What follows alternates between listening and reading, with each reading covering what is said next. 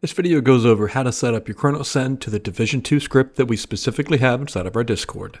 Don't forget to like and sub, and let's get into it. Okay, so first thing is first. You'd want to download the script from our Discord. But, going into Zen Studios, make sure you connect the right sided cable, otherwise known as the program cable. It's going to bring you to this right here.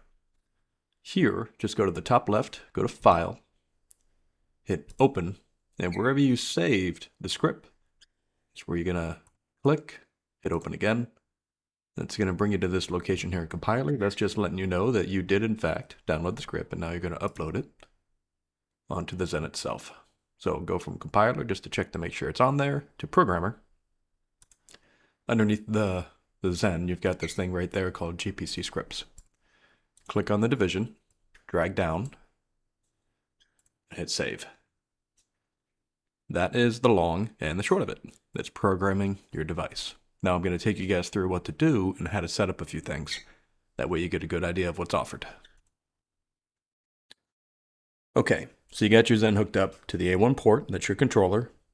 The top, that's the console cable. That hooks into your console or your PC. Now, using your Zen, the blue button, scroll over until you get to the division. That's the one we're working with here. In order to get into the mod menu, hold down left trigger and menu. You press it once, brings you right up into it. All right, so you see the first thing we got there is anti-recoil. You also have two different profiles. So you can do secondary, you can do primary, you can do sidearm. It's pretty cool. Anti-recoil, we've got a couple of different options. There's rumble, no one ever used that. Standard, which is what I recommend you start with, and progressive, and I'm going to show you all of those today except rumble. So standard, you want to get into that so you can work on that. Hit the A button, and then that's going to bring you to this menu. Hold the A button down, and then use your D-pad to adjust. Now you see mine's in the negatives for vertical anti-recoil because I use inverted look. Using the D-pad, you can also change the horizontal recoil pattern. But for today, all you need to do is work on this one. And 30 is actually a good starting point for most weapons. It's a really good starting point for SMGs and auto rifles, assault rifles in this game specifically. So if you want to change it, hold the A button. You can press up and down on the D-pad and left and right. So one of them changes by increments of 10, the other changes by increments of 1. Press B to back out. Let me show you progressive anti-recoil real quick. Hit A to go in. You've got a start and you've got an end. It's a good idea until you figure it out to start and end at the same value. But the starting value for something like an LMG, when the gun kicks up, that's when this is going to kick in. And then about halfway through the magazine, it changes the recoil. So if you get a 100 round magazine and at 50 it changes, the anti-recoil will also change and adjust to that. But it's not really as hard of a kick after a certain point. So then starting off at 30 and ending at negative recoil 5, for me, inverted look, remember? That's how progressive works on something like an LMG, something that has a bigger magazine size. Hit B to save, and you get to pick and choose which one you want, standard or progressive. I'm going to go with progressive. Let's move on to recoil. Aim assist. So we give you guys options. And my advice to everybody is to start with one and then figure out which one works for you. They all do different patterns on your thumbstick.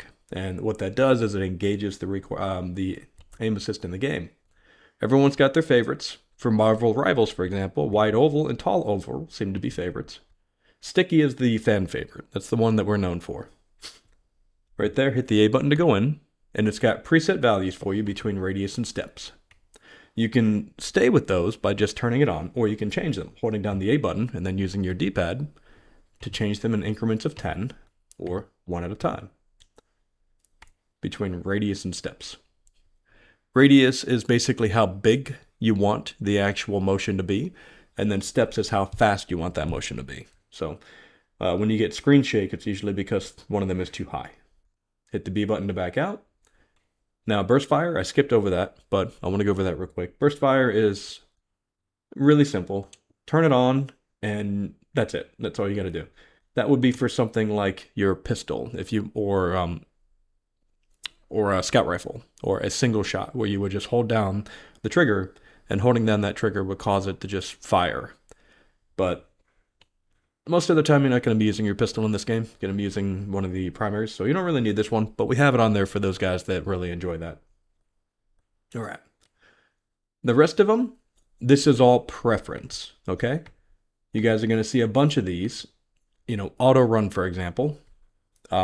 Easy medkit, meaning you would hit the button just once, and the right pad is what I have it set up as. I would hit that and it would just do it for me. So that way, the process is done automatically, basically, but you just hit the button once. So same thing with like the quick nade. In order to use the quick nade, you would hit the button once and it would throw the nade immediately. But again, some people might like that for the efficiency of it. I don't. Skill destroy, same thing.